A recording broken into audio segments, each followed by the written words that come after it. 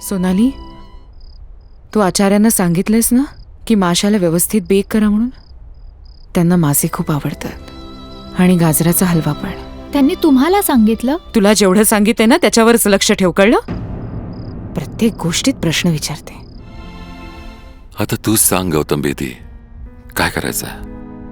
कालची गोष्टच काय वेगळी होती आणि आजचा नक्षाच पूर्ण बदललेला आहे. जमीन आणि आकाशाचा फरक आहे. आज सकाळी जे मागच्या जंगलात पाहिलं त्याने तर सगळंच बदलून टाकलंय. The situation is completely changed. Shyamali सोबत तो मुलगा कोण होता? नाही गौतम, तू हे पत्र पाठवणार नाहीयेस. अविनाश, ही जी पिल्लं आहेत ती त्याच जेअर पेजंटची आहेत ना? हो, ही पिल्लं फक्त 3 दिवसाची होती जेव्हा आम्ही फोटो काढला. अरे वा, तू तर त्यांना हातात घेऊन बसलायस. त्यांच्या आईने झडप नाही घातली? नाही, ही फिमेल फेझंट हळूहळू खूप फ्रेंडली झाली.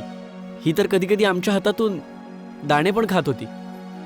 किती सुंदर असेल हे काम. Let me be very frank uncle. बाबांना तर तुम्ही ओळखताच. एकदा त्यांनी त्यांचं मत बनवलं ते त्यावरच कायम राहतात. मग जग इकडचं तिकडे होऊ दे. पण तुम्ही असे नाही आहात.